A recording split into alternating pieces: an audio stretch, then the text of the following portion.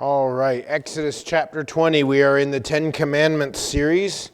Exodus chapter 20 in your Bibles. And we're in this next commandment is so good and so often broken. We're going to have a two-parter on this one. Amen. I've split this message into two parts. And again, the first five test commandments, as you're turning there, the first five commandments deal with our relationship with whom? God. Then the second five deal with our relationship towards others. And Exodus chapter 20, verse 14. Last time we talked about verse 13, we talked about killing. What is killing again? Anybody know? No, more in depth. Not a mortal sin. What's the definition of killing? Here's what the King James Bible defines it as. To break or to dash into pieces, to kill, to slay in a violent, unjust manner, or what John says, murder. So, if a police officer shoots a suspect who's shooting at him, is it murder? Did he kill him? No, he did not. If a soldier in a war shoots another and kills another person, did he break the "thou shalt not kill" commandment? No, he did not. It's war. Same with the police officer. He did not. Now, if John was to go crazy and kill me, did he break the commandment of "thou shalt not kill"? Absolutely he did. Somebody breaks into your home and you take out your gun and you double tap him in the chest and put him down and you kill him. Did you break the commandment? No, you did it in defense of your home. Now, verse 14, we're going to read here. We're going to read just several little words here. Our text says, let's read verse 14 together. Thou shalt not commit adultery. As I said, thou shalt not commit adultery is often broken by many people. It's the commandment that is usually broken often. Continuing in introduction in our message tonight, continuing in the last division of the five commandments, we come to the seventh commandment of the Bible that God gives us in the Bible, and again dealing with our another aspect of probability, or another aspect of our lives. It is our honest and uprightness with others. The seventh commandment, again, is found in our text in verse 14 of Exodus 20. It says, thou shalt not commit adultery. There is a probability, there's not a clearer commandment among the 10. This verse means exactly what it says and has more than one application. You say, well, what does this mean, preacher? It means that you do not have God's permission to commit adultery, neither spiritual or physically or even mentally, period, and that is a sin. The act of adultery does not necessarily mean it's a physical act. It could be a mental act. Watching pornography. Thinking, he or she is cute. Or the teenage mentality, and I've heard this so many times from teenagers, out of teenagers' mouth, oh, what I could do with that person in a sexual manner. Adultery destroys the foundation of the home. It does. The word adultery according to Oxford Dictionary, means a voluntary sexual relation between a married person and a person who is not his or her spouse.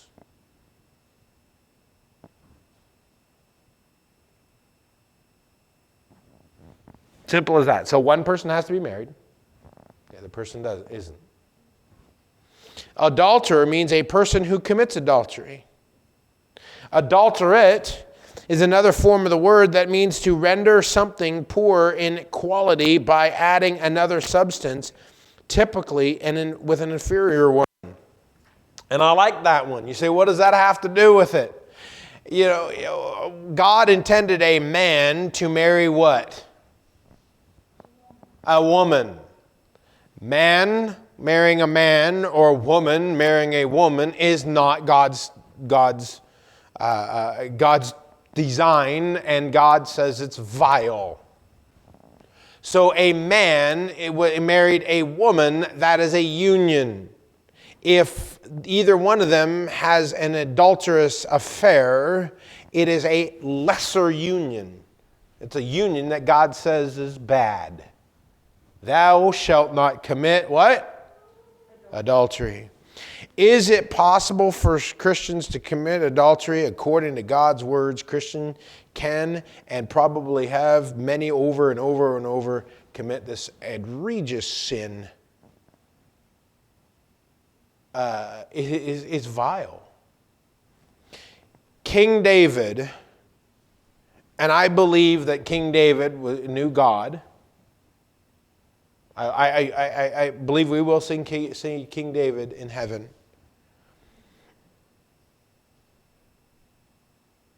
He committed adultery with Bathsheba, and it cost him more than he ever thought he'd have to pay. The story is found in 2 Samuel chapters 11 and 12, as well as Psalm 32 and 51. King David was at home in the palace when he should have been at war leading the troops, and he looked up and he looked at the next, he probably in his binoculars looked and saw Bathsheba naked and bathing on the roof. And he goes, I want her. He had her, got her pregnant, and to cover it up, murdered her husband.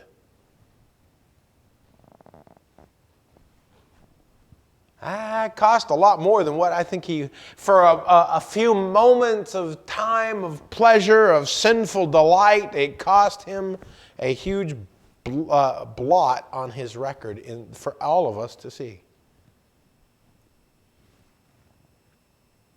David stayed home and removed his armor and took a well-deserved rest.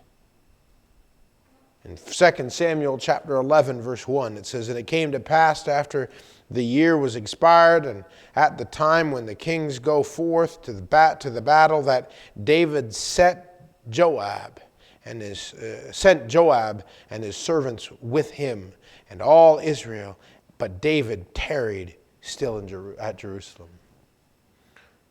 David was a chicken. He didn't want to go to battle, in my opinion. Now, David was a mighty man. You know, David and Goliath.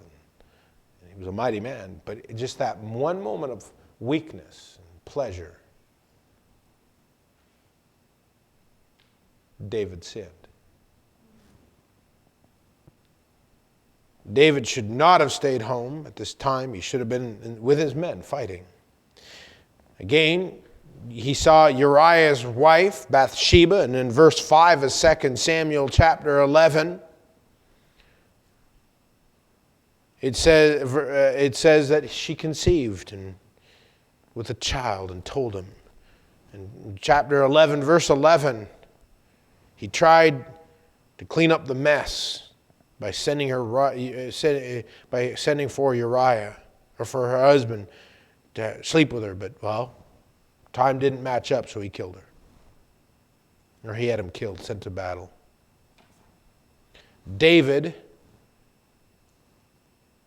arranged for his demise and had Joab place Uriah at the front of the hottest battle where he quickly was killed. He sent him to a for sure death. Then David took Bathsheba to be his wife. The baby boy was born. However, the baby boy died. God judged him. At this point, David confessed his sin, made things right with the Lord. In Psalm 32 and 51, are David's prayers of confession. But for 9 long months, David lived with his sin in his life and never dealt with it until after the baby died. 9 long months. Remember, the sin you refuse to deal with today will deal with you tomorrow. I'm going to say that again. The sin you refuse to deal with today will deal with you tomorrow. Adultery is one sin that will surely find you out. For this message, I want to take a look at Psalm 51. A person can be forgiven of adultery, but it'll cost him something before forgiveness comes.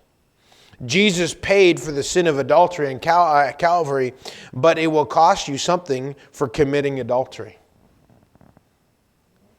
You better be careful.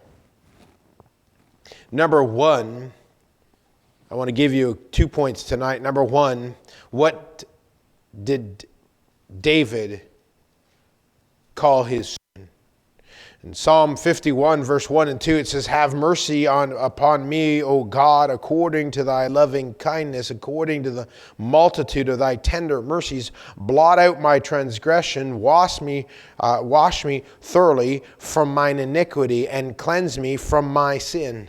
David describes his sin with 3 words. Transgression, that means a rebellion. David had become a rebel when he willfully defiled God's law. For example, in Exodus chapter 20, verse 17, it says, "Thou shalt not covet thy neighbor's house, thou shalt not covet thy neighbor's wife, nor his manservants, nor his maidservants, nor his ox, nor his ass, nor anything that is thy neighbor's." But he coveted Uriah's wife, Bathsheba. And I don't mean this in a sexist way, but Bathsheba was Uriah's. Wasn't his. She was Uriah's. And Uriah was Bathsheba's. They belonged to each other. The two became one flesh.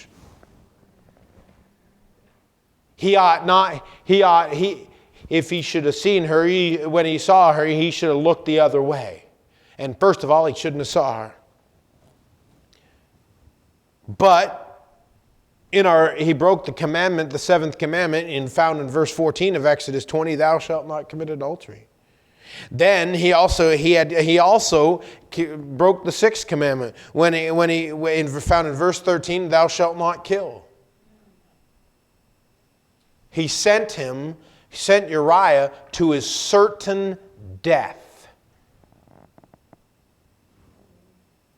When he sinned willfully, it is nothing short of unadulterated rebellion against God and His Word. He not only called it transgression, he called it iniquity. This refers to the crookedness of sin and how it makes a straight person crooked. You know, we would call it a crooked as a dog's what? Hind leg. And that's what sin will do it to you. It'll make a straight person crooked. When David committed to sin, the sin of adultery, he became very devious and crooked.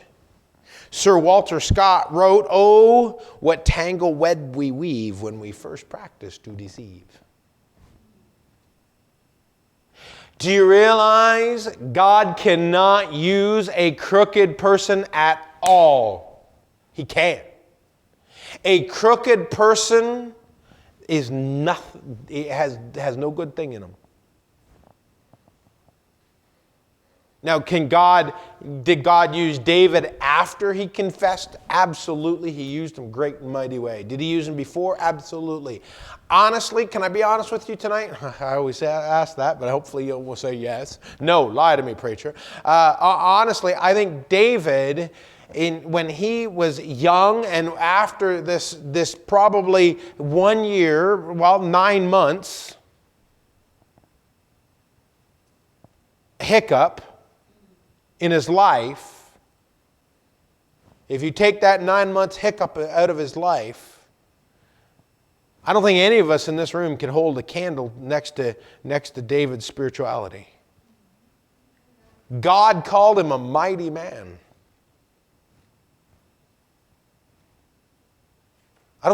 9 months. You know, we say, don't throw the baby out with the bathwater. Don't write off David because he made one mistake. Well, several mistakes over a 9-month period. He made several mistakes over a 9-month period, but God still used him greatly. You say, well, I messed up. Join the club. That's one club that has a huge membership list. Amen. How many people messed up this week? Hello? I mean, you sinned. Everybody. You all might want to put up your hand. Amen. Don't hurt your arm. Put your hand up real quick. He not only called it transgression, iniquity, because it is sin. It means to miss the mark. It means to miss the goal or to disappoint God and others. When David committed the sin of adultery, he fell short of what God had intended for him. He let people down. Do you realize when you sin, no matter who you are, you let people down? Because there are people watching you.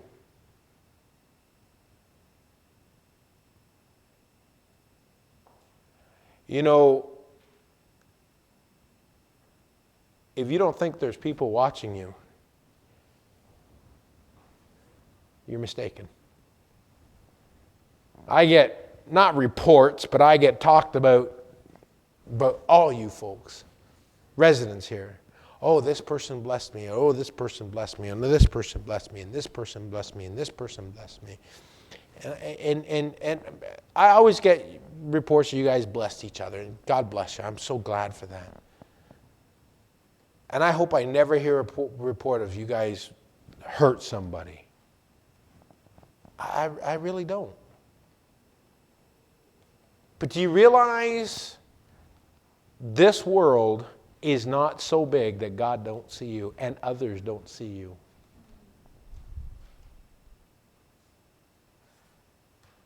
I remember I was driving to a preacher's meeting and Sarah was with us and we were going down to Simcoe. And we were booking down the back. Remember this, Mom? We were booking down the back roads, and this car was going 80, and I'm okay. I mean, just hurry up. And my wife said, "You best be careful. They may be going to the meeting we're going to." And just that small, still voice said, "She's probably right." So I backed off, and the van turned right in front of us. We turned right, drove down this other road, went up to this church, and lo and behold, they turned in the parking lot. Lo and behold, we parked right beside them. Maybe 5 parking spots from them. And I'm so glad I didn't zip around them or honk the horn, flash the lights, or whatever the case may be. But my dear friends, all kidding aside, adultery is very dangerous. Adultery affects the whole being of a man or a woman. It affected David's will in that he became a rebel. David's character, and that became crooked, and David's goal missed the mark for that what God originally had intended to him. So it cost David a lot.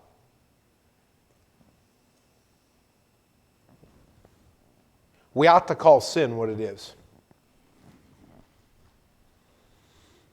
Sin is all three of those things. You know, a lot of people say, well, there's big sins and little sins. Okay? I'm going to ask you a simple question. I'm going to ask some questions. This is your time for input. What's a bigger sin, lying or murder? Murder? How many people say murder? Raise your hand. You are right. Give me a high five on that one. High five. High five. Okay, there we go. Sin is sin. One of the big misnomers and big things that are taught that's wrong is that if you commit suicide, you'll automatically go to hell. It's not. It's a sin. Can God forgive any sin? No.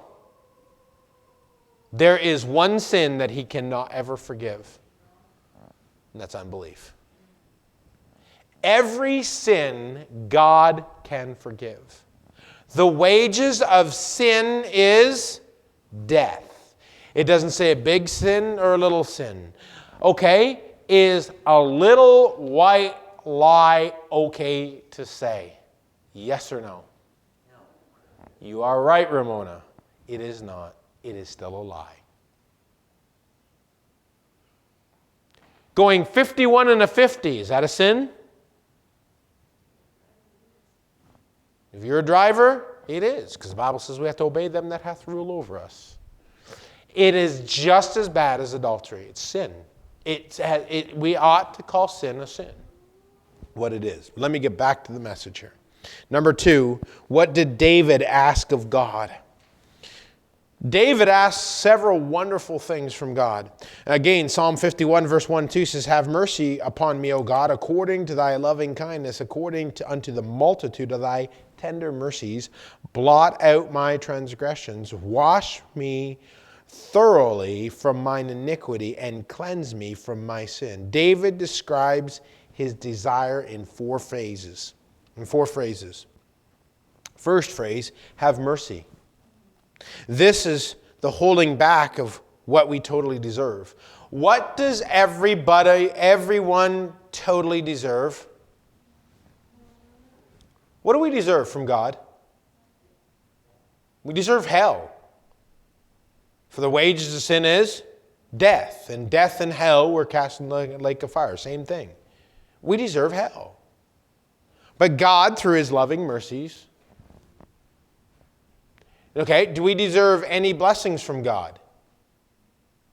Well, I worked all my life. I should get this and I should get that. No. You work because God told you to work.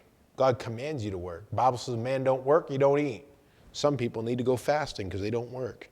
Number 2, he also said, number 1, have mercy. But he also asked him, he said, he also asked him, blot out. This comes from the phrase described as blotting out a debt. When David committed the sin of adultery, he became a debtor to God for his sin.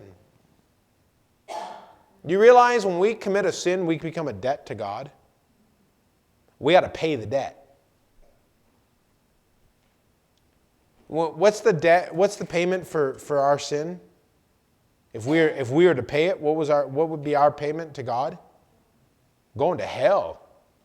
And he asked me, he said, God, can you blot that out? He also said, wash me. This refers to the defilement which David committed and had become dirty. See, adultery is a dirty sin. Remember the word adulterate? It means to make impure by adding extraneous, improper, or inferior ingredients. This adultery fits this description of making dirty. My dear friends, if you were to, okay, I'm gonna let the rubber hit the road here. When you wear a shirt, when I wear a dress shirt, I wear a dress shirt once. I don't wear it over and over and over again before I wash it. Tonight when I go home, I'll put this dress shirt into the laundry or on the floor by the laundry basket, one of the two. Every guy does that. And I'll put it in the laundry hamper. My wife will wash it tomorrow, and I'll probably wear it one day this week. I wore this shirt on Thursday night. My wife washed it Friday. It's my favorite dress shirt. Second favorite dress shirt. But my dear friends, we have to ask God to do that. What washes us? Confession, reading the Bible, confession and forsaking our sin. Walking away from it. Do you know at any given time, any married person or unmarried person can commit adultery with somebody who's married? Any given time. Pretty girl walks by, hey, how you doing? And you're like, oh. Like a little dog in heat. But it's a decision. It's a decision whether to follow or not to follow God. If you go do it, you're obviously not following God.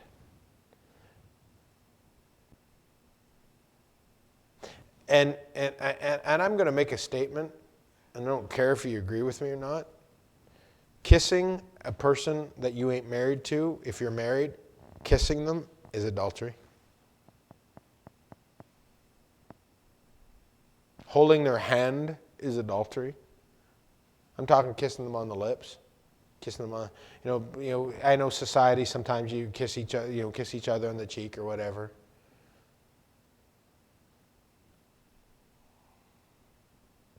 But you ought not to do that. Pretty girl walks by and she asks you to give her a peck. Your hormones ain't going to stop there, guys. Girls, the same thing. We have to ask God to cleanse us.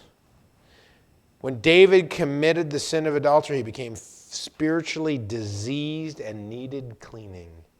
And when we commit a sin, any sin, especially adultery, we become diseased. If I came up to you and if I went like this, she wouldn't shake my hand. Miss Natalie, how you doing? Hey, Tim.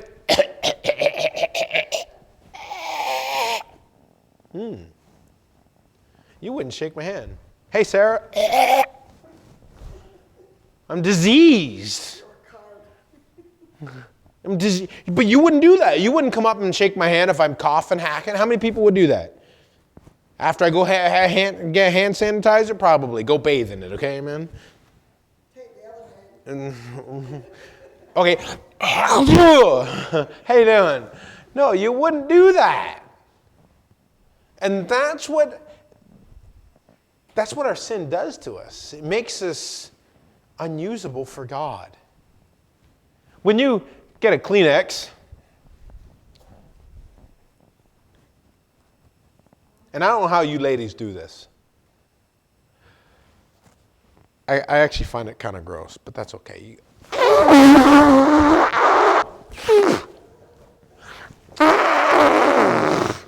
And then ladies,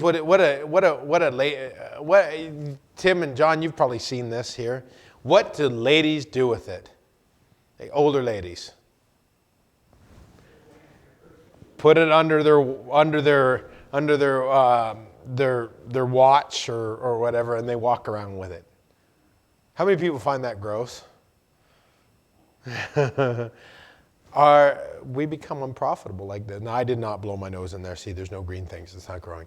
But we become dirty like that. And if God's going to use us, we must be cleaned. Okay? If we were, I wish I thought about bringing it. If today we had company over for lunch, and we obviously we ate with utensils, And if you came over to my house for lunch, if there was a little bit of a, smuts on the utensil, and I said, or on the fork, and I went like this.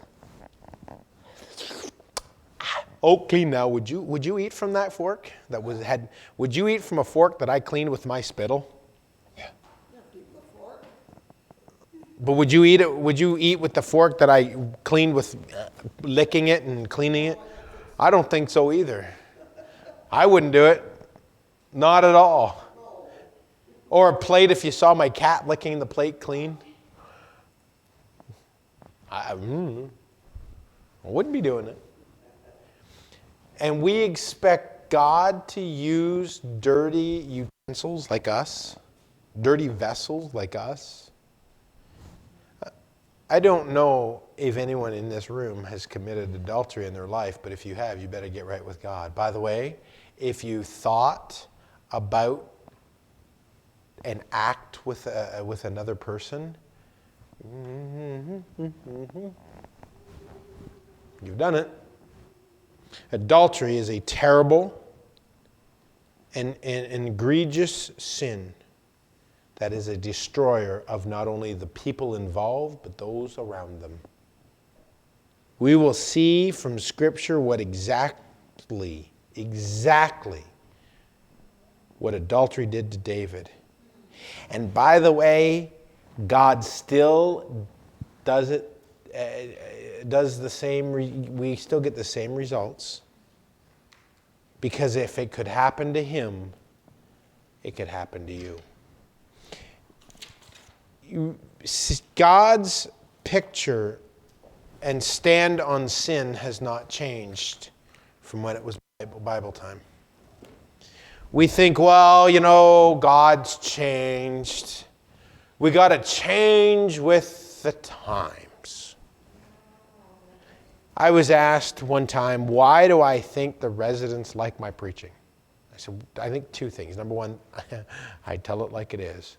And number two, it reminds them of the old-fashioned way. Could you imagine me coming with my hat sideways? Pant, leg, hold on. Me going, yo, Tim, sup, man? Give me some skin. Yo. All right. Could you imagine? First of all, you fire me if I ever do that. Please, hold on. Let me just put down my pant leg here.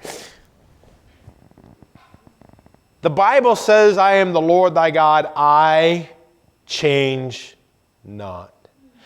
God's standards for adultery back when the Bible was wrote is the same standards for adultery today. God's stand for sin is the same stand it is today. God does not fool around. Be not deceived, God is not mocked, for whatsoever a man soweth, that shall he also reap. There's a stupid saying, we've heard it so many times, about Vegas, Las Vegas. What do they call Las Vegas? They call it Sin City. And what goes on in Vegas stays in Vegas. Several years ago, I was counseling. A couple came to counsel with me. He went to Las Vegas on a business trip. His company sent him to Las Vegas, and he took some business. He committed adultery. He came home with a friend, an incurable disease.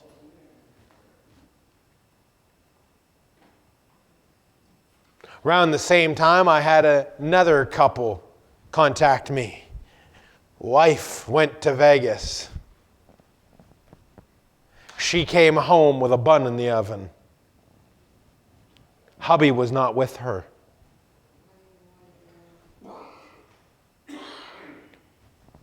What goes on in Vegas does not necessarily stay in Vegas. And what goes on behind closed doors does not necessarily stay behind closed doors.